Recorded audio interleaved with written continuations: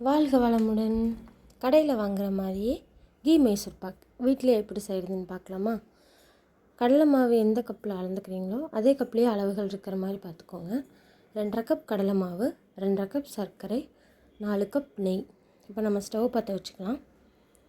வடைச்சட்டி ஒன்று வச்சுக்கோங்க. நம்ம அளந்து வச்சுருக்க 2.5 கப் கடலை மாவை இதில் சேர்த்து கடலை மாவோட பச்சை வாசம் போகிற வரைக்கும் நல்லா வறுத்து எடுத்துக்கலாம்.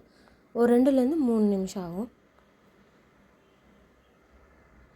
வறுத்து எடுத்ததை இப்போ நம்ம சலிச்சு எடுத்துக்கலாம். 4 கப் நெய் எடுத்து வச்சுருக்கோம் இல்லைங்களா, அதில் 3 கப் நெய் மட்டும் சேர்த்து கட்டி இல்லாமல் கரைச்சி எடுத்துக்கலாம்.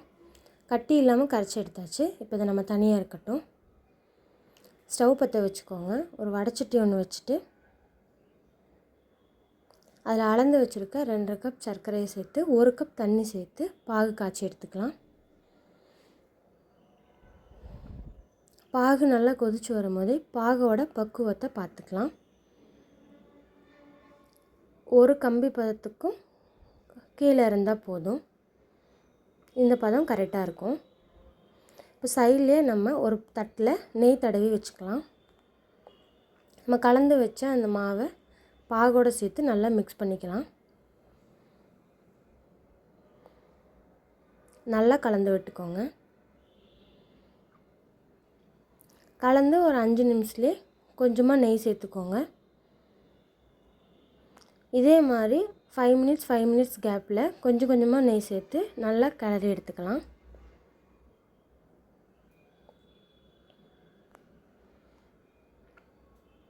வடைச்சட்டியில் ஒட்டாத பக்குவம் வர வரைக்கும் நல்லா கிளறி எடுத்துக்கலாம்.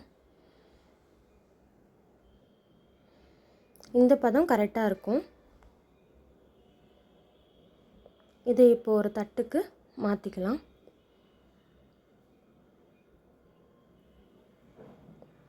ஈவனாக இருக்கிற மாதிரி பார்த்துக்கோங்க.